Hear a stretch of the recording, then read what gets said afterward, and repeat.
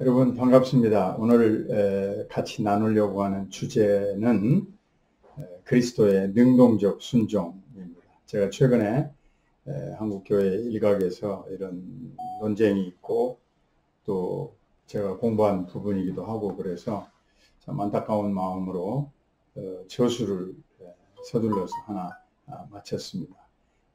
그리스도의 능동적 순종, 구원의 본질인가 논쟁의 대상인가 이런 제목으로 신학 논문집을 출판을 했습니다. 그런데 이 원고를 통해서 여러분들이 공부도 하시겠지만 그 아주 핵심 개념은 강의를 통해서 들으실 때 더 선명해지고 또 이해하기가 쉬울 것 같아서 이 강의도 들으시고 또 책을 통해서 공부하시면 좋겠어요. 자, 우리 기독교는 구원의 종교이고 구원을 영생을 소개하며 모든 세상 사람들에게 하나님의 말씀을 증거해서 어두움의 세력으로부터 구출해서 하나님의 백성으로 변화되기를 힘쓰고 있습니다. 이 성경에 나오는 모든 가르침을 한마디로 압축해서 요약하면 하나님이 우리를 향하여 베푸신 구원의 은혜입니다.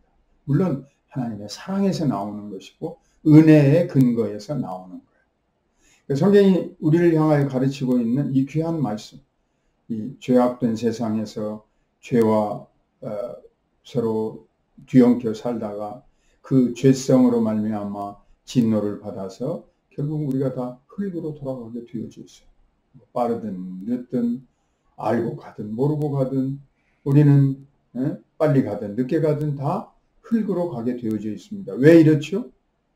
그 어떤 종교도 설명하지 않지만 성경은 명쾌하게 우리를 향하여 말씀하고 계셔요. 우리가 하나님의 명령을 거역해서 아담이 하나님 앞에 범죄함으로 말미암아 그의 불순종에 대한 대가로 사망의 진노가 떨어진 거예요. 사망의 판결, 그걸로 인해 모든 인간은 흙으로 돌아가는 거죠. 그런데 그런 인간들을 향하여 하나님께서 긍휼히 여기시고 불쌍히 여기셔서 예수 그리스도를 보내시고 예수 그리스도는 순종하게 하셨어요. 예수 그리스도 자신도 순종의 제물이 되게 하셨습니다. 그래서 크게 두 대꾸로 이루어졌어요. 로마서 5장 12절로부터 한 사람 아담의 불순종으로 사망이 들어오고 로마서 5장 19절 한 사람 예수 그리스도로 말미암아 영생 혹은 생명이 인간에게 주어졌다. 그래서 이 예수님의 순종의 개념은 아담의 불순종의 개념과 대치되는 것입니다. 그러면 예수님이 우리를 위해서 오셔서 하나님의 뜻대로 순종하심으로 말미암아 그것이 기초가 되어져서 무슨 일이 벌어집니까? 죄인인 우리를 예수님이 성취하신 의로움에 기초해서 예수님을 믿는 우리에게 하나님이 의롭다고 칭해 주시는 거예요. 이거를 종교개혁 시대 때 루터를 비롯한 여러 개혁자들이 가장 핵심적인 기독교의 진리로 회복시켰습니다. 왜냐하면 중세 말기는요, 그 어떤 해결책도 없이 인간이 스스로 노력하고 공로를 세우라고 가르쳤어요. 이게 중세 말기에 스콜라주의 학자들이 내놓았던 가르침의 요지였습니다. 너희들이 구원을 얻으려면 하나님이 베푸시는 은혜에 스스로 반응하라. 우리의 자발적인 참여가 있어야 된다는 거죠. 어떻게 그 반응할 수 있습니까? 가톨릭 교회에서 시행하는 7가지의 성예들, 사크라멘트, 성예에 참여해서 하나님이 예비해 놓으신 은혜를 우리에게 차곡차곡 주입해가지고 우리가 의인으로 탈바꿈하고 변화되고 발전하면 나중에 최종적으로 의로움이 가득 채워졌을 때 우리를 용납해 주신다. 이렇게 가르쳤어요. 이걸 우리가 보통 공로주의 이렇게 개념을 설명하고 있습니다. 로마 카톨릭은 지금도 하나도 바꾸지 않았고 그대로 가르치고 있습니다. 여기에 이의를 제기하고 고민하며 해답을 찾은 사람이 마틴 루터라고 하는 저 독일 비텐베르그의 교수였어요. 그는 젊은 날에 신부가 된 다음에 카톨릭이 하라는 대로 모든 것을 다 따라서 살았지만은 마음속에 구원받았다고 하는 확신과 감격이 채워지지 않았습니다. 그런데 그가 공부를 참 많이 했어요. 그리고 아주 영특한 학자였습니다. 당대에 치면 완전히 탑 클래스의 유럽 최고의 지성인 중에 한 사람이었어요. 그래서 구약의 히브리어, 신약의 헬라어를 다 한 사람이었는데 그 비텐베르그 대학의 교수가 된 다음에 1515년부터 시편을 강의하고 1516년에 로마서 강의하면서 1517년에는 이제 갈라디아서를 대학생들에게 강의하는 교수로서의 삶을 살아가는 과정에서 그는 놀라운 눈을 뜨게 됩니다. 로마서 1장 16절로 17절. 그러므로 복음에는 하나님의 의의가 나타났는데 복음은 어떤 복음이냐면 우리들이 믿음으로 말미암아 용서함을 받았다는 거예요. 로마서 1장 16절 17절. 그래서 믿음으로 믿음에 이르게 하나니 기록된 바 의인은 믿음으로 말미암아 살리라.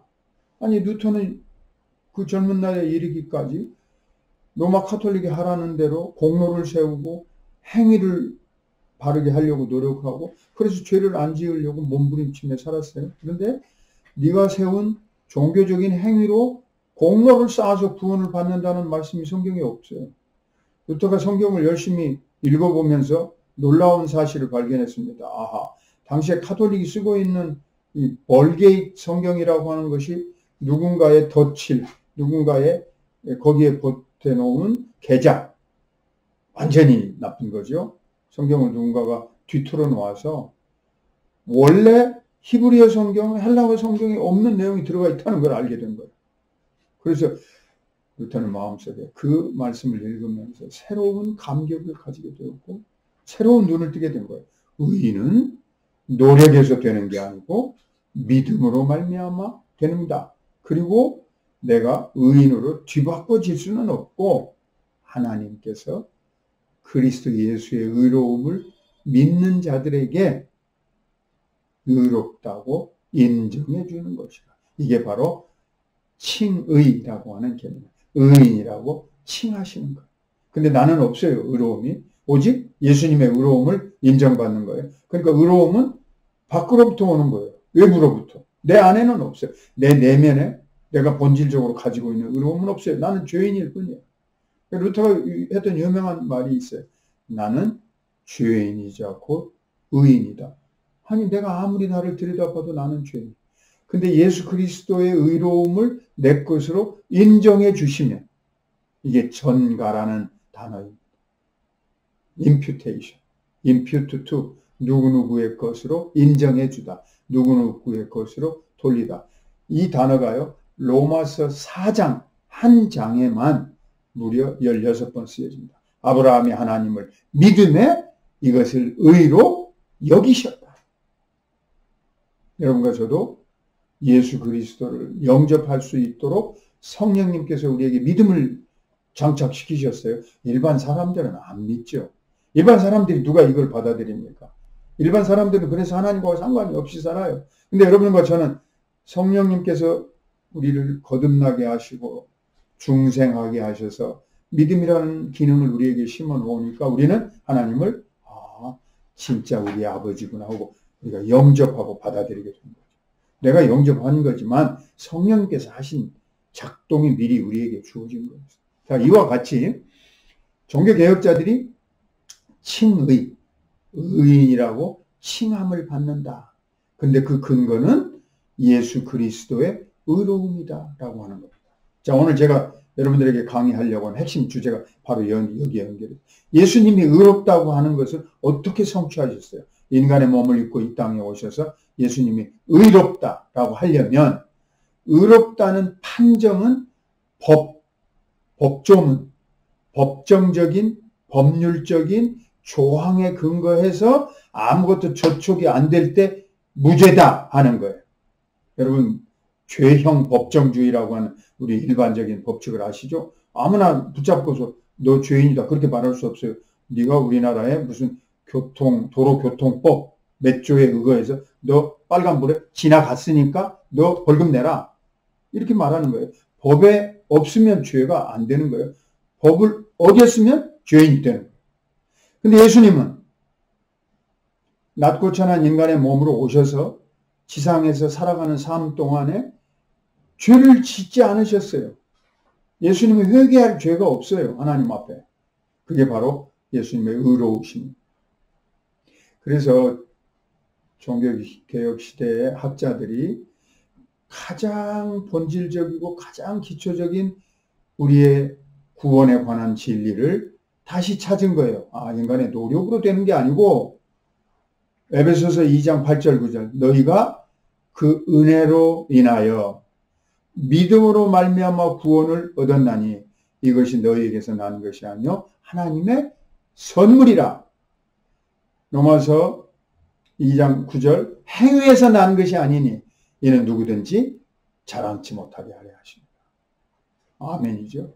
우리는 행위로는 우리의 행동으로는 우리의 노력으로는 하나님의 기준에 도달할 수 있는 그런 능력이 없어요.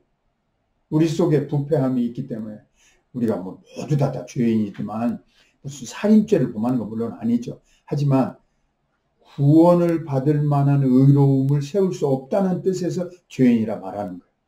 여러분도 아마 기분 나쁘실 거예요. 당신 죄인이야 그러면. 그렇지만 그 의미는 뭐냐면 여러분이 무슨 살인죄를 지었다거나 뭐 남의 것을 훔쳤다거나 여러분이 무슨 법을 어겨서 감옥에 가야 한다거나 그런 뜻이 아니고 하나님이 세우신 기준에 합당하게 의를 행할 수 있는 자리에는 이룰 수 없었다. 하나님이 정한 규칙, 간단히 말하면 십계명이죠. 우리는 마음으로라도 살인한다고 말이죠. 미워하는 이런 것들이 다 하나님 앞에 우리의 죄인의 모습이에요. 우리 스스로는 할 수가 없어요. 근데 로마 가톨릭에서 자꾸 이런 공로를 세우라고 가르치고 있었기 때문에 종교개혁자들이 성경을 통하여 다시 눈을 뜨게 된 거예요. 근데 이걸 막을 수가 없었어요. 왜냐하면 1517년 루터가 95개 조문을 발표하면서 가톨릭의 왜곡된 면죄부 판매를 질타했거든요. 근데 이미 그 앞에 한 100년 동안 수많은 사람들이 성경의 가르침을 설명하면서 피 흘려서 죽었습니다. 이탈리아 밀라노에서는 사보나롤라라고 하는 신부가 있었는데 그 잘못된 거를 질타하다가 잡혀서 죽었어요.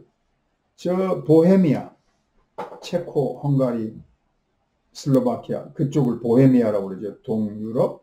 보헤미아에서 존 후스라고 하는 신부가 이 진리를 깨우쳤어요. 내가 성경을 읽어보니까 정말 말도 안 되는 소리를 가르치고 있구나. 그래도 그가 항의하고 이의서를 제출했습니다. 그랬더니 프라하 대학의 교수였고 마티아스 교회 목사였는데 후스 보고 나와서 토론하자고 해놓고 토론하는 날 토론은 안 하고 그를 체포해버렸어요. 그리고 화형을 해서 죽였습니다. 왜요? 교황의 권위에 도전한다는 죄목이었어요. 건너가서 영국에서는요. 위클리프라고 하는 옥스퍼드 대학 교수가요. 내가 성경을 읽어보니까 이건 말도 안 된다. 하고 이의를 제기했어요. 그리고 성경을 영국말로 번역해서 나눠줘야 한다. 루터 이미 100년 전 사람이에요. 그를 따르는 사람들을 롤라르드라 이렇게 부르는데 이 롤라르드를 분파주의자, 불만하는 사람들, 불순종하는 사람들 또는 교황의 권위에 도전하는 자들이라 그래가지고 잡히는 족족 감옥에 가두고 죽였어요. 자, 이런 일들이 지속되어 오다가 루터에 이른 겁니다. 하루아침에 루터가 한 게 아니고 수만 명, 수십만 명이 고통을 당하는 중에 루터가 이제 학자였고 박사였고 그가 지식이 있으니까 그는 물러나지 않고 글을 발표해서 퍼뜨린 겁니다. 그 루터의 이 글들이 나오니까 목마른 땅에 비가 내리듯이, 목마른 대지에 물이 흘러가서 적시듯이 루터의 글이요, 한 달 안에 유럽에 확 다 퍼지고. 자, 스위스에서는 쥐리히의 쯔빙글리가 똑같은 주장을 하고, 스트라스부르크에서는 마틴 부서가 똑같은 주장을 하고, 스위스의 또 다른 독립도시였던 바젤이라고 하는 곳, 베른이라고 하는 오클람 파디우스, 피트마터 버미글리, 여러 학자들이 같은 동시대에 16세기에 루터와 똑같은 핵심적인 진리를 설명하게 된 겁니다. 뭐죠? 칭의. 하나님이 우리를 의롭다고 칭하셨는데 누가 정죄하리요? 자, 성경에 그렇게 설명하고 있어요. 하나님이 의롭다고 하신 자들을 누가 심판하리요? 하나님이 누구를 의롭다고 하시죠? 하나님 앞에서 믿음으로 예수 그리스도를 영접하고 받아들인 자들. 자, 우리가 너무나 잘 아는 로마서 8장 33절 34절. 누가 능히 하나님께서 택하신 자들을 고발하리요? 의롭다 하신 이는 하나님이시니 누가 정죄하리요? 죽으실 뿐 아니라 다시 살아나신 이는 그리스도 예수시니 그는 하나님 우편에 계신 자요 우리를 위하여 간구하시는 자시다. 의롭다고 하시는 이는 하나님이시다. 우리를 의인이라고 인정해 주는 것은 로마 교황이 아니다 하는 사실을 깨닫게 됩니다. 자, 이러면서부터 이 칭의에 관한 교리가 구원의 기초로서 많은 사람들이 공감대를 이루게 된 겁니다. 이것은 카톨릭에서 떨어져 나온 어떤 분파주의자들이 말하는 게 아니에요. 완전히 변질되어 버린, 완전히 타락한 이 죽은 종교를 다시 본질로 회복하는 거지. 왜요? 초대 교부들이, 어거스틴, 크리소스톰, 이 초대 교부들이 가르친 진리들을 이 종교개혁자들이 보고 발견했기 때문에. 그래서 사람이 의롭다 하심을 얻는 것은 로마서 3장 28절에요. 율법의 행위와는 상관이 없이 믿음으로 하나님 앞에서 의롭다고 인정을 받는 것이다. 수많은 성경들이 우리에게 설명하는 거예요. 여러분과 제가 무슨 죄인으로 살면서 우리 스스로를 정당화라 그 말이 아니고 우리의 소망을 말하는 거예요. 인간에게 주신 하나님의 용서를 말하는 거예요. 하나님이 죄인들에게 베풀어 주신 은혜의 진리를 이렇게 설명하는 거예요. 너희들은 죄인으로서 그 굴레를 벗어날 길이 없다. 너희를 위하여 예수님이 의로우신 피를 흘리시고 그 피를 믿으면 너희를 의롭다고 인정해 주시고 받아준다. 예수님의 의로움을 너희 것으로 간주해서 받아주신다. 이게 칭의 교리이고 그리스도 의로움의 전과 교리입니다. 제가 몇 절만 더 읽어볼까요? 고린도후서 5장 15절. 한 사람이 모든 사람을 대신하여 죽었은즉 모든 사람이 죽은 것이다. 예수님이 우리의 죄를 가지고 죽으셨다는 죄의 전가를 말합니다. 고린도후서 5장 21절. 하나님이 죄를 알지도 못하신 이를 우리를 대신하여 죄로 삼으신 것은 예수님은 죄와 상관이 없는 분이에요. 우리로 하여금 그 안에서 하나님의 의가 되게 하려 하십니다.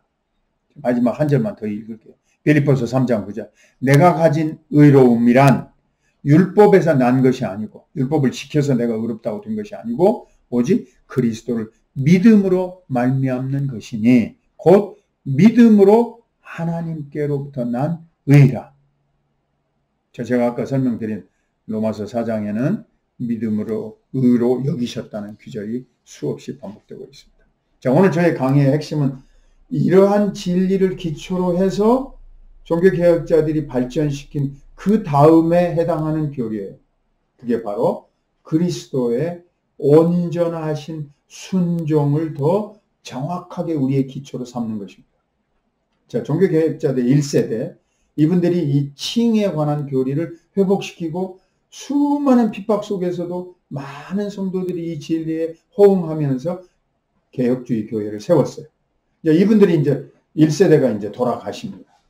가톨릭에서는 집요하게 비난과 비판을 퍼붓습니다. 더군다나 이 세속 군주들이 정치적으로 이 종교개혁자들, 그 후배들, 그 제자들을 압박하기 시작했어요. 그래서 이제 종교개혁 후기 세대에 이르게 되는데, 이 세대에 이르게 되면 카톨릭에서 엄청난 공격을 퍼부어요. 그걸 카운터 레포메이션이라고 그럽니다. 반종교개혁 운동. 그러니까 이제 후배의 세대들이 또 지켜나가야 됐어요. 일부는 내부에서 또 불만을 가진 자들이 이 진리에 도전하게 되어서 상당히 혼란스럽고 힘든 시기에 이르게 돼요. 1570년대에 이르게 되면. 그러니까 1세대의 종교개혁자들 다 돌아가시고 후기 개혁자들이 나오는 시대에 지금 오늘 제가 이 강의의 주제로 삼은 능동적 순종을 놓고 또 설명을 하게 되는 것입니다. 자, 간단히 요약해서 말씀드리자면 예수님의 순종을 두 가지 용어로 설명을 했습니다. 하나는 능동적 순종, 또 다른 하나는 수동적 순종입니다.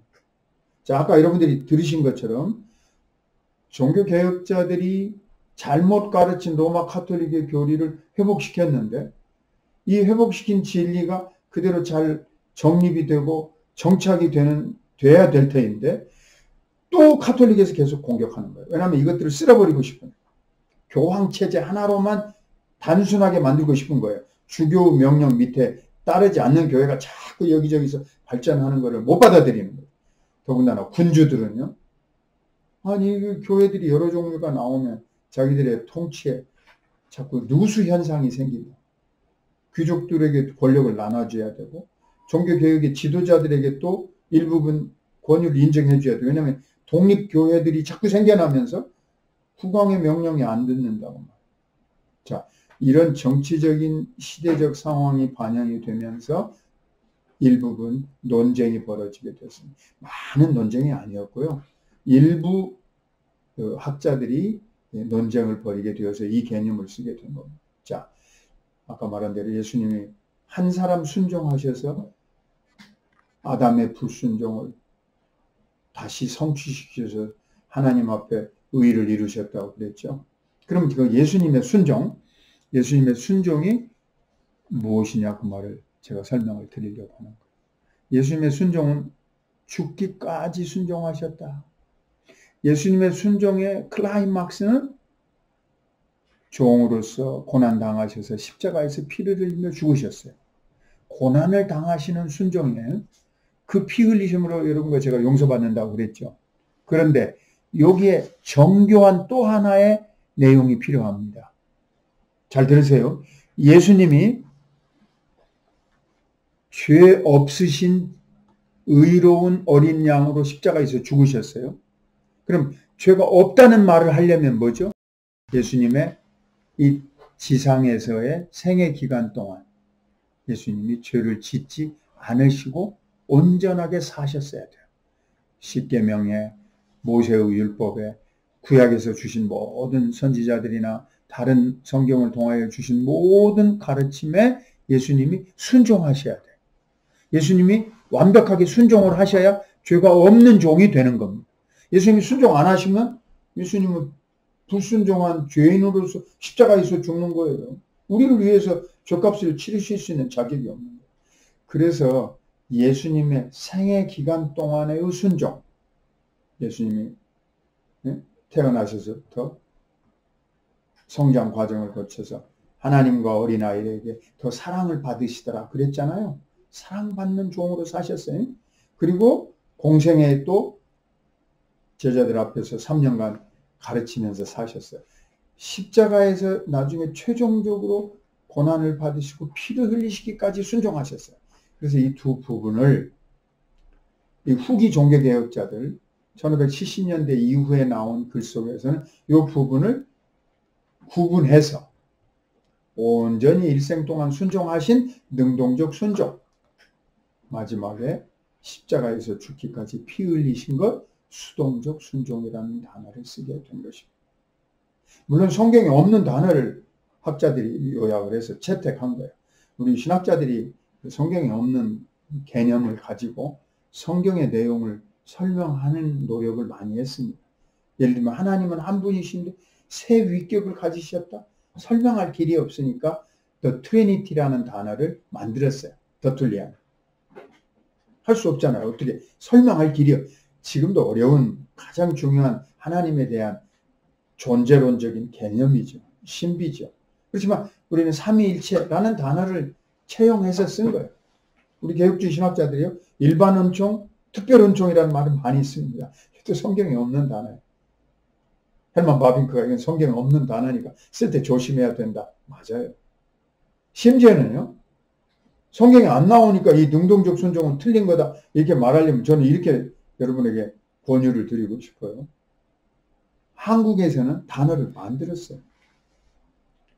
자, 성경에 나오는 창조주 하나님은 히브리어의 엘로힘. 성경에 나오는 스스로 계신 자는 이 여호와, 어떤 학자는 야훼 이렇게 발음하죠. 우리 한국말로 뭐라고 그랬죠? 하나님 그랬어요. 중국에서는 천주 혹은 상제 이래. 우리나라에 단어가 없으니까 선교사들이 모이셔서 회의를 했어요. 자, 한국은 중국의 단어를 많이 가지고 왔으니까 중국에서 쓰던 상제라는 단어 그냥 쓰자. 위에 있는 임금이라는 뜻이죠. 그러니까 제임스 게일이라는 선교사님이 극구 반대했습니다. 절대 그러면 안 돼요. 한국 사람들은 옥황상제라는 토속적 신을 섬기고 있어요. 그럼 상제 그러면 성경에 있는 전능하신 하나님이라야 되는데 이 토속적인 신의 개념하고 결부가 돼서 전혀 신선미가 없고 개념이 맞지가 않아요. 또 천주, 로마 카톨릭교는 천주교라고 그랬죠. 하늘의 주인, 하늘천에다 주인주, 하늘의 주인이다. 아니 성경의 창조주 전능자이신 엘로힘 여호와가 하늘만 주인입니까? 땅도 주인이시고 땅의 주인을 뭐라고 그래요? 지주라고 그러죠. 하나님을 지주라고 불러야 되겠어요 지금? 바다도 주인이에요. 해주. 그러면 천주, 지주, 해주 이렇게 불러야 되니까 제임스 게일 선교사님이 카나다 토론토 대학의 어학을 전공하고 오신 선교사님인데 굉장히 어학의 천재였어요. 그래서 이분이 자, 이 한글을 쓰는 한민족에게 우리가 없던 복음을 소개하는 건데 그 복음의 주인이신 엘로힘, 전능자 스스로 계신 분은 새 단어를 만들어야 됩니다. 그게 뭐죠? 하나, 유일하다. 하나에다가 이 조선 사람들은 님자를 붙여서 극존칭을 만든다고. 임금님, 선생님 이렇게 하듯이. 그래서 하나이신 님, 하느님이 아니에요. 유일하신 분, 우리가 몰랐지만 더 이상 다른 존재와 비교할 수 없는 분, 하나에다가 님자를 붙여서 우리 단어를 만든 거예요. 여러분, 제가 만들어서 쓰는 단어를 수없이 사용하고 있는 거예요. 그 일부에서 이처럼 성경에 안 나온다. 능동적 순종, 수동적 순종, 익숙하지 않고 모르기 때문에 질문을 하는 건 고마운데 아는 사람들이 이런 얘기를 하면 말이 안 되는 거죠. 그래서 제가 오늘 여러분들에게 이제 두 번째 강의 때는 교리사적인 설명을 좀 드리려고 하는데 어떤 과정을 거쳐서 이게 형성이 되었는지. 우선 첫 번째는 능동적 순종이 없으면 예수님의 수동적 순종은 의미가 없는 거예요. 다 전체를 총괄해서 예수님이 순종하지 않으셨으면 우리의 구원은 불가능한 거예요. 우리의 의로움이라는 건 없는 거예요. 예수님의 의로움이 없으면 의롭다 하심은 없는 거예요. 그럼 우리는 불가능한 거예요. 그러니까 칭의 교리와 예수님의 의로움을 우리 것으로 인정한다는 전가, 믿음을 가진 자에게 주시는 전가 교리의 기본 본질은, 기초는 예수님의 순종에 있는 거예요. 그의 온전하신 순종을 성경을 살펴보니까 두 가지로 구성 요소로 나눌 수 있어요. 이걸 뭐 분리시키는가, 이걸 뭐 따로 떼는 게 아니고 이 두 가지가 유기적으로 연결이 되어 있지만 예수님은 온전하시고 아름다운 순종을 하셨어요. full obedience예요. complete obedience. 완전히 충만한 순종이고 완벽한 순종. perfect obedience예요. 완벽한 순종을 하신 거예요. 하나님의 뜻 앞에요. 그 내용인 즉슨 그가 생애 기간 동안에 율법을 다 지키셔서 의인으로서 죽으시는 거고 마지막에는 피 흘리기까지 순종하죠. 그래서 그의 삶에서의 순종, 우리의 대속 제물로서의 순종. 여러분 이것은요, 교수님이나 아시는 뭐 딱딱한 진리니까 나는 몰라도 되겠다. 그렇게 하시면 안 돼요. 이게 지금 일부에서 논쟁을 하고 있기 때문에 제가 이 강의를 여러분들에게 핵심만 요지로 알려드리는 거예요. 이걸 놓쳐버리면 우리는 기독교 진리를 어디다가 세우겠습니까? 구원에 관한 설명을 뭐에다가 근거로 말하겠습니까? 예수님의 능동적 순종을 부정해버리면 우리는 천국에 갈 수가 없어요. 예수님이 의인으로 우리를 위해 죽으셔야 그를 힘입어서 우리가 하늘나라 가는 거 아니겠어요? 그래서 99.99%의 모든 종교개혁자들과 후대의 학자들이 다 따랐던 진리예요, 이게. 근데 일부 한국교회 일각에서 능동적 순종은 뭐 오류가 있는 거고 왜곡된 것이고 잘못된 거고 뭐 심지어 뭐 이단적이라고 말하고 있으니 그건 너무나 기가 막힐 것이에요. 그래서 예수님의 의로우신 보혈로 말미암아 그것을 믿는 우리에게 의인이라고 인정해 주셔서 우리는 구원을 받습니다. 근데 그 예수님의 순종은 생애 동안에도 다 완벽하게 구약의 말씀을 이루셨어요. 예수님은 율법을 악하다고 하지 않아요. 율법은 선하다. 내가 율법을 이루러 왔다 그러셨잖아요. 그 율법을 이루신 부분을 액티브 오베디언스, 능동적 순종. 그 다음에 죽기까지 피 흘리신 순종을 수동적 순종. 이제 일부 여러분 제 책을 보시면 일부 우리 개혁주의 신학자들이 이 두 용어가 17세기에 쓰여진 단어들이거든요. 그래서 자칫하면 또 개념상의 오해를 부를 수 있으니까 이 능동적 순종을 일생 동안에 걸친 순종, 그 다음에 수동적 순종은 피 흘리신 순종, 희생적 순종, 혹은 교훈적 순종, 다소 조금 오늘 현대 감각에 맞춘 개념으로 보충했으면 좋겠다. 얼마든지 좋아요. 저는 뭐 그렇게 우리가 이해하기 쉽도록 단어를 바꾸거나 보충하는 것 좋은. 그러나 이 개념 자체를 부정해 버리는 거거든요. 성경에 나오는 진리를 완전히 왜곡시키는 거예요. 왜? 자, 마지막 죽는 것만 예수님이 우리를 위해 순종하셨다 그 말이에요. 그러면서 이 생애 기간 동안 예수님의 순종을 받아들이지 않으면요. 지금 이렇게 받아들이지 않는 일부 신학자들의 그 의도가 뭐냐면 우리가 스스로 노력을 해서 아까 제가 처음 시작할 때 가톨릭이 주장한 것처럼 우리의 선행과 공로를 가르치는 것과 똑같이 가르칩니다. 20세기 건너서 21세기로 오면서 세계 신학계에 가장 영향력이 많이 발휘했다고 하는 학파가 뭐냐면 New Perspective on Paul's Theology라고 하는 겁니다. 바울 신학의 새 관점. 영국 더램 대학의 제임스 던, 그 다음에 미국의 저 남부에요 조지아주의 듀크 대학의 신약 교수로 있었던 또 일부 학자, 그 다음에 영국의 또 신학자였던 앤티 라이, 니콜라스 토마스 라이, 이런 학자들이 뉴 퍼스펙티브를 가르치면서 새 관점, 자꾸 새 관점을 강조하고 설명하면서 예수님의 순종과 속죄를 위해 하신 희생을 왜곡시키고 거부하고 있어요. 이것은 제가 보기에 자유주의 신학을 넘어서서 큰 폐악을 끼치고 있는 겁니다.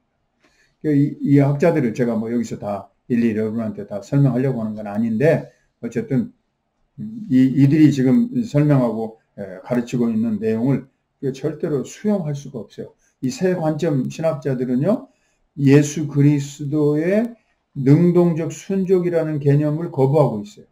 그리고 예수님의 보혈로 말미암아 예수님이 피를 흘리셔서 대속적인 죽음을 당하셨기 때문에 우리가 구원을 얻을 수 있다고는 전과 교리도 안 받아들여요. 예수님은 자기를 위해서 혼자 죽으신 거고 자기의 의로움을 위해서 스스로 일하신 거고 우리는 우리 모든 사람이 은혜 안에서 자발적인 노력을 하며 살아가야 된다. 이렇게 주장하고 가르치고 있습니다. 절대 받을 수가 없는 왜곡된 가르침이죠. 따라서 오늘 제가 첫 강의에서 일단 기본적인 여러분에게 내용을 이렇게 제시를 했습니다.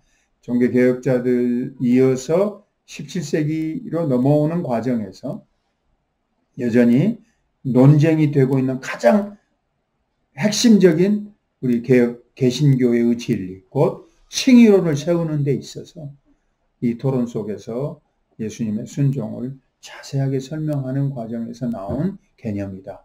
성경에 나오지 않지만 능동적 순종이라는 개념은 가장 본질적인 구원의 핵심에 해당합니다. 결코 이것을 소홀히 하거나 가벼이 보거나 이것을 짓밟아서는 안 되는 거예요. 이거는 바울신학의 세 관점 주장하는 자들이나 말하고 있는 거고, 일부 알미니안주의자들, 그 다음에 이제 조금 더 신학적으로 공부하고 싶으시면 제 책을 보세요. 모아즈 아미로라고 하는 프랑스 학자를 따르는 아미랄디언이즘, 그 다음에 넬리우스 소시누스를 따르는 소시니언이즘, 이거 다 이단이라고 당시에 배척이 됐던. 알미니우스는 1618년과 19년에 돌트 총회에서 이미 이단으로 정죄를 했던 사상이에요. 그 다음에 아미랄디언이즘, 소시니언이즘도 마찬가지예요.